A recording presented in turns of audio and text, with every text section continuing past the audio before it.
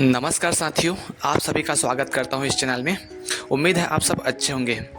साथियों, आज का जो सुनवाई हुआ डीएड वर्सेस बीएड मामले में, जो जजमेंट आया था हमारे हाई कोर्ट से और सुप्रीम कोर्ट से, उसका पालन नहीं करने के कारण जो कोर्ट ऑफ कंटेम्प्ट लगा था उसका सुनवाई चल रहा था। और आज का सुनवाई काफ़ी शानदार था। और ये सुनवाई है, ये विभाग द्वारा लिस्ट जारी करने को लेकर था कि आज 28/11/2024 को विभाग जो है हाई कोर्ट में लिस्ट जारी करना था। इसी को लेकर के आज सुनवाई हुआ है और क्या क्या हुआ है हम सारे चीज़ इस पर डिटेल से चर्चा करेंगे। लास्ट तक वीडियो को देखिएगा और अन्य लोगों तक शेयर करिएगा। सबसे पहले मैं बता दूं, आज जो सुनवाई हुआ है वो अरविंद कुमार वर्मा जी के बेंच में हुआ है। इसमें टीएड की ओर से मनदीप काल्लर जी उपस्थित हुए थे और बीएड की ओर से उसके एडवोकेट उपस्थित हुए थे।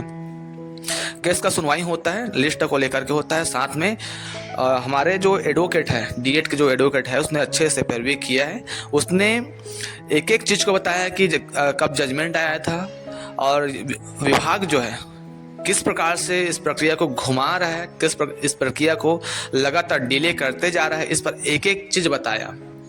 जब सवाल आता है रिव्यू पिटीशन का, तो रिव्यू पिटीशन के लिए हमारे एडवोकेट ने डायरेक्ट बोला है कि सर रिव्यू पिटीशन, मैं बता दूं, सिमिलर मैटर पे ऑलरेडी रिव्यू खारिज हो चुका है, चाहे वो बिहार का राज्य हो चाहे उत्तराखंड का राज्य हो। और साथ ही साथ जब और जो बीएड गवर्नमेंट के जो एडवोकेट उपस्थित हुए थे वो जो है बताएं कि सर ये जो प्रॉब्लम इसमें हुआ था कि 11 अगस्त 2023 से पहले यहाँ कुछ लोग अपॉइंटमेंट हो चुके थे।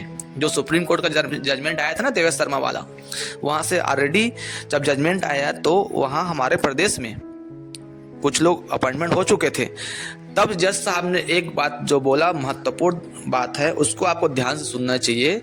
जज साहब ने खुद बोला है कि भाई इसमें मेरा एक सिग्नेचर मेरा भी है, मैंने भी इसमें सिग्नेचर किया है। और बात ऐसा है, मैंने सारे चीज़ को पढ़ा है, सारे चीज़ को जान रहा हूँ इसमें कि कब क्या हुआ है, तो आप हमें ना सिखाएं।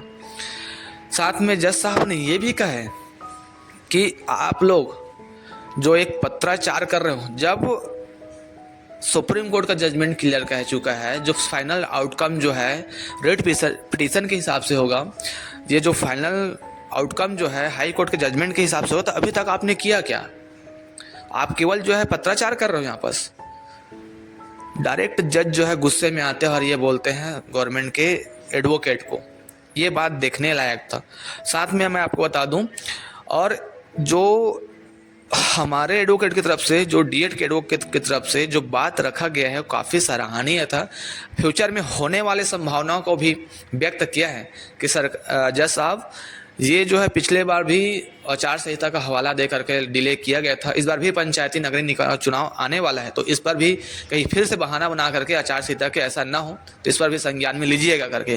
तो जज साहब थोड़ा सा एग्रेशन में होते हैं कि नहीं हम यहाँ पॉलिटिक्स बातें ना करें, लेकिन वो बात समझ गए हैं कि ऐसा होते हुए आया है तो आगे भी ना हो, इसलिए फाइनल अल्टीमेटम दिया है।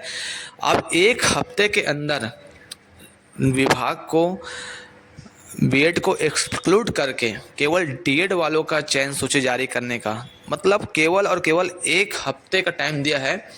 1 वीक के अंदर फाइनल आउटकम जो रहेगा डीएड का, केवल और केवल डीएड वालों का जो लिस्ट रहेगा उसको सबमिट करना है।